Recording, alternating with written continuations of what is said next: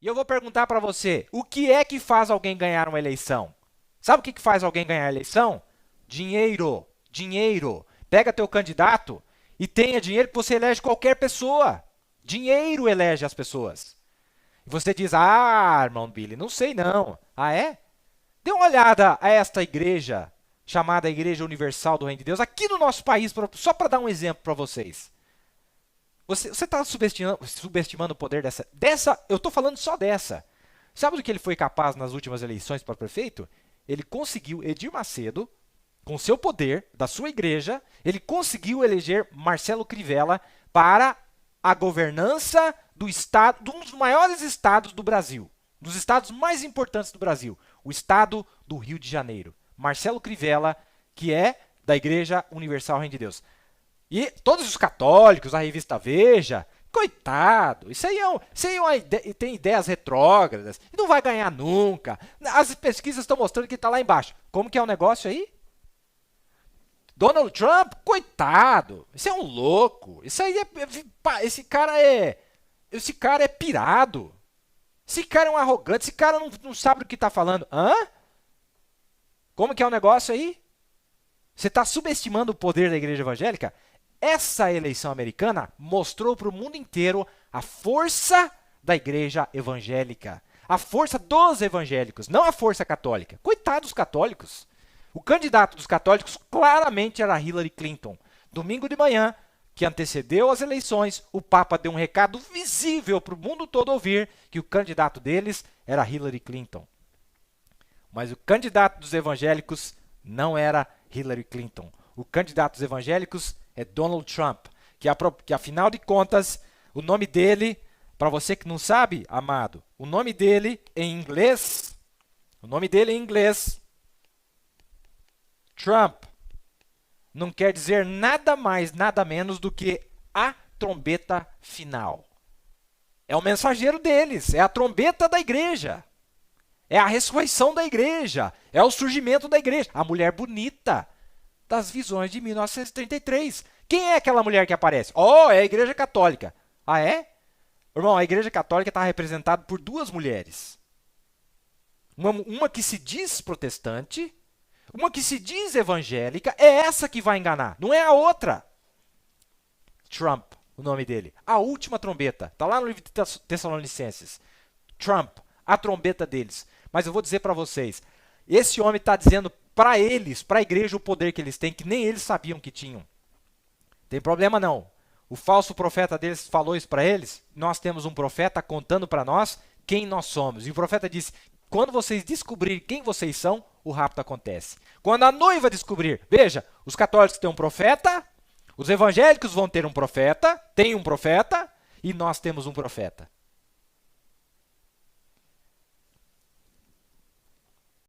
Irmão, um papa na América, não no Vaticano. Um papa na América. Um falso profeta agora entre os evangélicos. Entre os evangélicos. Você fala, irmão Billy, mas nunca, isso aí está totalmente por fora. É exatamente o que o profeta disse que aconteceria, bem debaixo do nosso nariz, e muitos não veriam. Muitos estão esperando o inimigo aparecer de lá. Cuide, cuide. Irmão, aquela cortina de ferro apareceu aqui no meio do barro. Apareceu aqui no meio do barro. Quantas imagens Daniel viu? Uma imagem. Um reino. E o reino de quem que era? De Deus? Do diabo, de Satanás. Mas lá nos pés tinha dois elementos. Um era ferro e outro era barro. O que o profeta disse para nós? Que eles significam na mensagem Princípio e Fim da Dispensação Gentílica, parágrafo 104. Olha, ele diz assim, ó. E ele disse... E os romanos se espalharam para todo mundo, a Roma oriental e a Roma ocidental, as duas pernas. Ele disse que o ferro e o barro nos dedos, nos 10 dedos, os 10 reinos, ele disse que eles não se misturariam, que eles iam se casar uns com os outros. O romanismo e o protestantismo. E nos dias que essa coisa existisse, então a pedra foi cortada da montanha sem mãos e rolou e despedaçou a coisa toda em pedaços e tomou o lugar da imagem. Olha que coisa maravilhosa! Olha que coisa maravilhosa, o barro tem um profeta, o ferro tem um profeta, o mar tem um profeta, a terra tem um profeta, o bode tem um profeta, aquele que era carneiro, que se tornou dragão, 2 dragões. É o mesmo dragão. a mãe e as filhas. É o mesmo espírito, é a mesma doutrina, é a mesma falsidade, é o mesmo modelo, é o mesmo programa. Ah, mas Deus avisou, não vai enganar, não vai. O eleito, não, os outros vão. Vou dizer para vocês, irmãos, até 5 horas da manhã, terça-feira passada, eu assisti. Irmão, eu não aguentava de felicidade porque eu vi o quadro. Disse para minha esposa, falei, sabe por que eu estou feliz? Não é porque o cara ganhou. Isso é um diabo. Isso é um diabo possuído. A Bíblia diz que esses homens estão entregues absolutamente, e ainda mais conhecendo esta profecia. Mas eu sabia que deveria acontecer da maneira que está acontecendo. Precisa de um profeta. Precisa desse papa aparecer na América. Precisa desse líder aparecer na América. Mobili, é este homem? Calma lá que nós já vamos entrar lá. É este homem? Olha, só vou dizer uma coisa para vocês. A Bíblia dá para nós a descrição. Ele vai ser assim, igual o profeta. Não está escrito William Marion Branham na Bíblia. Mas ele vai fazer isso, ele vai fazer aquilo. Ele vai converter o coração dos filhos, não é? Ele vai abrir os mistérios de Deus. Sinais sobrenaturais acompanharão ele. Ele virá na virtude de Elias. Ele vai fazer isso, ele vai fazer aquilo. Pelas suas características, a igreja verdadeira é identificada. Pelas suas características, a igreja falsa, a igreja nominal, eu não estou nem falando da igreja católica. A igreja nominal é identificada. Trump, o nome dele. Trombeta final. Olha que nome propício, é a trombeta que nós precisávamos ouvir. A trombeta que vem de nós vem através de um anjo também, um mensageiro, que traz para nós a palavra da ressurreição, não é? Que coisa maravilhosa. O diabo copia tudo, irmão. Então agora o quadro está se fechando.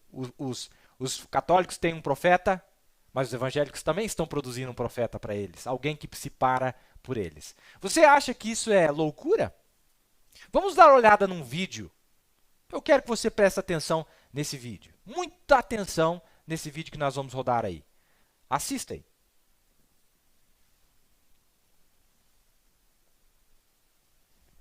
Preste bem atenção nesse vídeo que você vai assistir. And I'm not going to let it happen. You know, I'm leading with the evangelicals. I'm a good Christian. And I'm leading with the evangelicals. And I want to tell you something. Christianity is being chipped away at in this country. In this country. It's being chipped away at.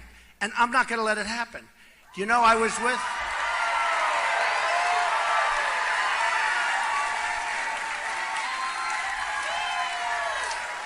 with a whole room full, like 50 pastors, ministers, great people, some of whom I knew pretty well and some I don't. And I said to them, let me ask you a question. How many Christians, evangelicals, but just Christian, do we have in this country? And they were saying maybe 250 million, maybe 260 million. I said, so that's more than we have women. It's more than we have men. It's by far the biggest group. Then why aren't you banding together and getting the kinds of things you want?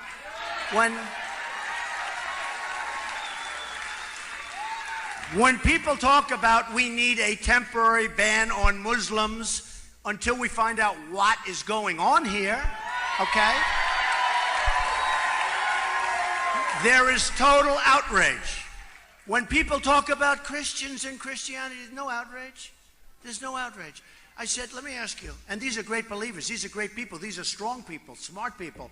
I said, why is it, and I think I really found something that's very important for all of us, why is it that you people don't have a stronger lobby?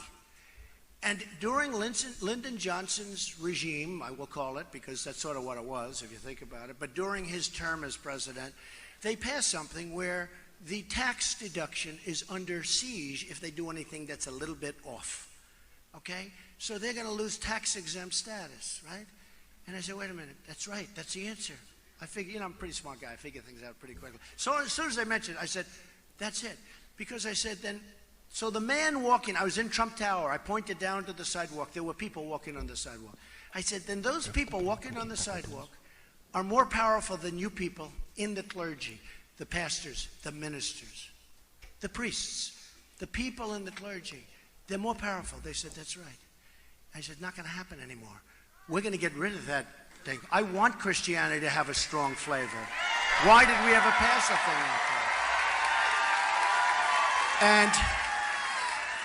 And it's so important. I mean, really, they've shut Christianity down. And these are great people, but they're afraid to do. For instance, some people came up to me, Mr. Trump, I love you. You're the best. You're going to be the greatest leader. You're going to be. I want to endorse you. I'm endorsing you. But I'm not allowed to do it publicly, because if I do it publicly, I may lose for the church the tax-exempt status. So they're really being silenced, and we can't let that happen. We can't let that happen. I don't care about the endorsement. They're really being silenced. We can't let that happen. We're not going to let it happen. And we're going to get that thing repealed. And think of the power we have over the Democrats, over the Republicans. I mean, the power is incredible. So we're going to get that taken care of, and we're going to be back. And I'll tell you what, come Christmas time, we're going to all be in these department stores that don't have Merry Christmas, and we're going to see Merry Christmas right in those stores, right? They don't put it up anymore. We're going to see Merry Christmas at the department stores again, folks. You goes into these stores, you don't even see Merry Christmas anymore. You say, why? Why? The store owners and the big companies, especially like Macy's, which is a very disloyal company. But these big companies, they don't want to use it because it's not politically correct. It's going to be not politically correct not to put it up. You watch. You watch. You watch. So we're going to be saying Merry Christmas again. So I told you, they're chipping away at Christianity, and they're chipping away at the Second Amendment every year. Chip, chip, chip. Tá vendo aí? Você está vendo aí? You know, I'm leading with the evangelical. Você está vendo o quadro aí? Veja. O que foi que ele disse ali? Ele disse, por que é que os evangélicos não estão se coligando, se unindo? Vocês são maioria. Para você ter uma informação, amado ouvinte, só para você saber, nos Estados Unidos da América, tem 324 milhões de pessoas a sua população, aproximadamente. 324 milhões de pessoas. Certo? Deixa eu achar aqui para vocês. Isso. População dos Estados Unidos, 324 milhões de habitantes. A Igreja Católica nos Estados Unidos é parte da Igreja Católica do mundo todo, obviamente, e lá tem 69,5 milhões de membros. 69, quase 70 milhões de membros. O restante, de 324 milhões, exceto uns 9% que fazem parte de outros grupos minoritários, são evangélicos, são protestantes. Entendeu? Ele disse, a razão que o cristianismo está perdendo as igrejas, e ele está mostrando para eles o poder que eles têm. Ele chegou e ele percebeu que realmente para ele conseguir fazer alguma coisa, eu vou dizer algo para vocês, irmão. Você pode não acreditar. Você pode não acreditar. Os Estados Unidos têm uma dívida hoje de 21 trilhões. 21 trilhões de dólares. É praticamente impagável essa dívida. E eu vou dizer uma coisa para vocês. Na mão de um mago, gênio como este, ele conseguiria reverter a situação. Sabe por quê? Porque ele é um homem de negócios.